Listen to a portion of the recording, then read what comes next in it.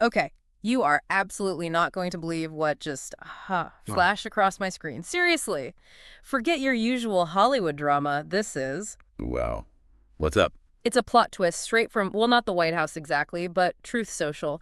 As of tomorrow, May 5th, 2025, President Trump, he's announced a 100% tariff 100%. On what? on every single foreign-made film coming into the United States. Boom, just like that. Wow.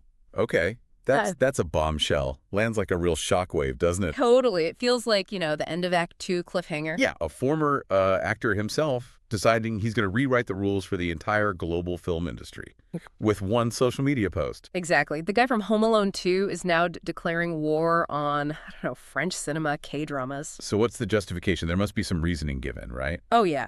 His reasoning, laid out in that very direct style, is basically that these foreign films are a national security threat. National security. Move. Yep. A sneaky way, he says, to inject messaging and propaganda into the American mind. And also that the American film industry is dying. So it's protectionism framed as security. Seems like it. Complete with the all caps, "We want movies made in America," again. Call to action. Framing entertainment, movies, as a national security issue, that's certainly a novel way to approach trade policy. It really makes you stop and think, what's really driving this? What's the perceived threat here? Right. And that seems like our job for this deep dive, doesn't it? Yeah. To unpack this. The why, the what happens now, the potential fallout, which could be massive. Absolutely. So let's really get into that announcement first. The digital ink is barely dry on this Truth Social post. And it sounds pretty unambiguous. Totally. 100% tariff on any and all movies coming into our country that are produced in foreign lands. It just doubles the cost. Essentially, yeah. It makes importing them incredibly expensive. And he really hammered this idea of a concerted effort to undermine Hollywood, painting these international films as what was it? Trojan horses. Filled with messaging and propaganda. Yeah. Yeah, it's strong language to use for entertainment. It really is. When you step back, labeling films, a medium celebrated for cultural exchange as a national security risk, that feels like a pretty big escalation. It does. It makes you wonder what specific threats they're actually imagining. Is it subtle ideology? Or is this really just about shielding a domestic industry that's maybe feeling the pressure? That's the million-dollar question, isn't it? Because, on the surface, equating, I don't know, a feel-good British comedy with a threat to the nation feels like a stretch. A big one. But, okay, to understand the context, we probably need to look at where Hollywood was before this landed. Because it wasn't exactly smooth sailing anyway, right? No, not at all. The industry was already facing some pretty significant headwinds. Yeah, those Film LA numbers from last year, 2024, they showed a drop in production, didn't they, in the LA area? They did, down by over 5.5% compared to 2023. And 2023 wasn't even a banner year. It was actually one of the tougher years since, the big pandemic shutdowns in 2020. Right. So what was causing that dip? Well, it was kind of a perfect storm, wasn't it? You still had the lingering effects from COVID, obviously. Then there were the big guild strikes, writers, actors that just ground everything to a halt for months. Huge disruption. Huge. And then on top of that, you had practical things like wildfires in California making location shooting really difficult and expensive. So, yeah, definitely some turbulence already. But the narrative Trump's pushing here focuses on global competition. And you can't really ignore that factor, can you? No, that part's real. Other countries have gotten very savvy about luring productions away. Absolutely. Places like Canada, the UK, Australia, they've rolled out the red carpet with some really attractive financial incentives. Big time. Tax credits, cash rebates, sometimes just lower labor costs across the board. It adds up. Look at Australia. They offer, a 30% offset for location filming?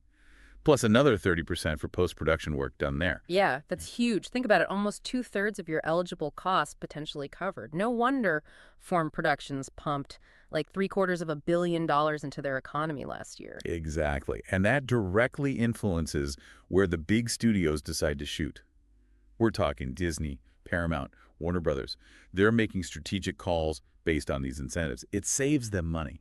So in that sense, the argument that financial pressures are pushing production out of Hollywood, Yeah. well, there's some truth to that. Definitely. Toronto, Vancouver, parts of Central Europe, Yeah. they've become massive production hubs.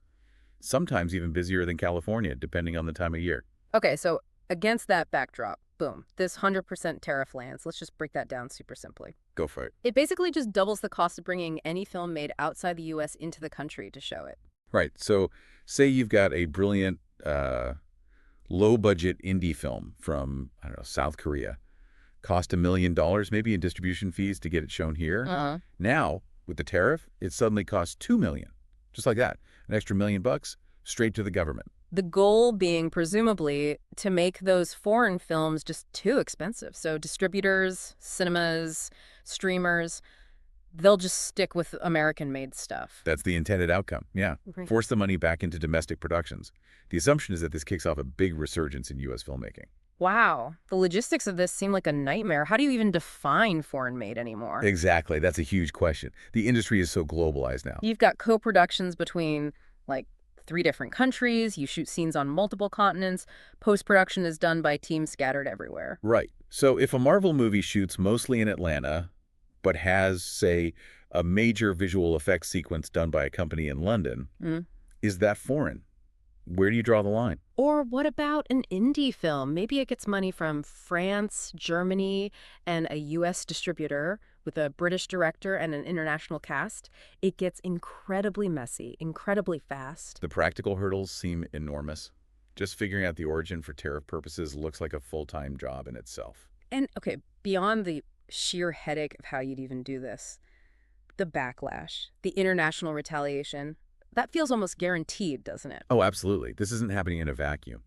We've already seen countries react pretty strongly to other U.S. trade actions recently. Like China, right. Didn't they just cut back on the number of Hollywood films they allow in? They did, just last month, April 2025.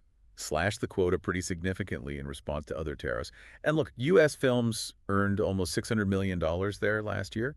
That's not peanuts, even if it's less than it used to be. Still a huge chunk of change. And the fear now has got to be, what if they just ban American films entirely? That's the nightmare scenario for Hollywood, absolutely. Losing access to one of the biggest movie markets in the world. Devastating. And it wouldn't just be China, presumably. No way. Our allies are already making noise. Australia's arts minister basically said, whoa, hang on. We're concerned, and we'll defend our screen industry, which, benefits massively from hosting U.S. shoots. Makes sense. And the EU. They're already dealing with U.S. tariffs on some of their stuff. It seems pretty likely they'd hit back with tariffs on American movies going into Europe. It's kind of tit for tat. It really sounds like it could spiral. I saw that quote from William Reich, former Commerce Department official. Yeah, what did he say? He was blunt. He said, "The retaliation will kill our industry. We have a lot more to lose than to gain." That's pretty chilling coming from someone like him. It is. It underlines the risks involved when you start throwing around tariffs like this, especially in a globalized sector like entertainment. Okay, let's circle back to that national security threat idea for a minute, because it's such a strong claim. It really is provocative. Now, historically, sure, we know film can be used for influence. Think about World War II propaganda films, right? Yeah. Or Soviet cinema during the Cold War. Film can carry political weight. And even now, you see movies with really strong nationalistic themes doing well in certain countries. Like that Chinese animated film, Naza 2, didn't that beat out a big Disney movie there last year? It did, yeah. It outgrossed Inside Out 2 in China. So films definitely tap into national sentiment and can carry cultural messages. No doubt about that. Does that equal a national security threat to the U.S.? Is that cultural influence or even nationalism in another country's movies really a danger here? That's the massive leap, isn't it? Is this genuinely about protecting the nation? Or is it perhaps more about using national security language to justify protecting a domestic industry from foreign competition? It feels like the latter, maybe. I mean, is there any evidence of some coordinated plot by foreign filmmakers to undermine America with their movies? It just seems unlikely. The primary motive for most films, let's be honest, is usually entertainment and profit, regardless of where they're made, not some grand geopolitical strategy. Right. And if you flip it, I mean, American culture is everywhere, largely thanks to Hollywood movies and TV. You see Avengers shirts in Mumbai, Star Wars fans in Tokyo. Exactly. If anyone's exporting messaging on a global scale through entertainment, arguably it's the U.S., it kind of makes the threat argument feel a little thin. Okay, so let's shift to the money side. The pure economic consequences. This tariff, if it happens, it doesn't exist in a bubble, right? Not at all. The U.S. film industry is deeply, deeply woven into the global economy. Think about it. Billions from international box office sales for American movies, Mm. countless co-productions that share costs and talent across borders, a constant flow of actors, directors, technicians from all over the world coming to work here, and vice versa.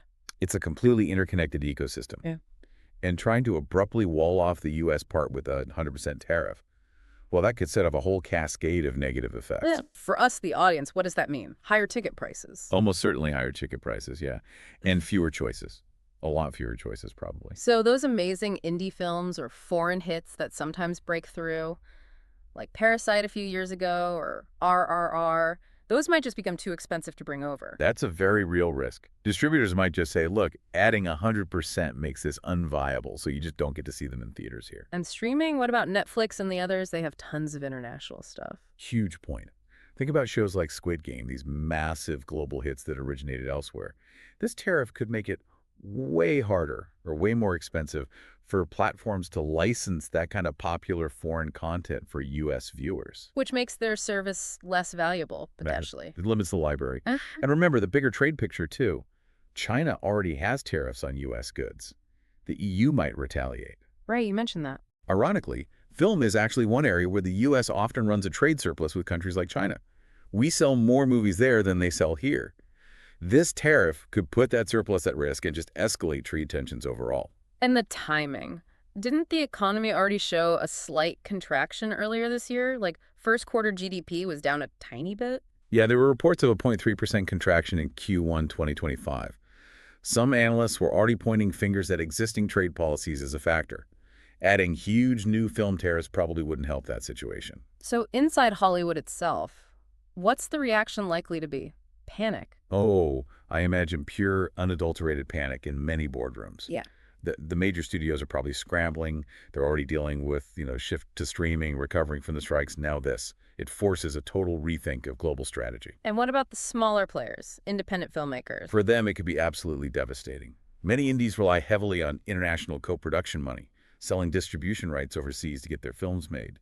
This tariff could just choke off those essential lifelines. Which means fewer interesting, diverse films getting made overall. And what about the crews?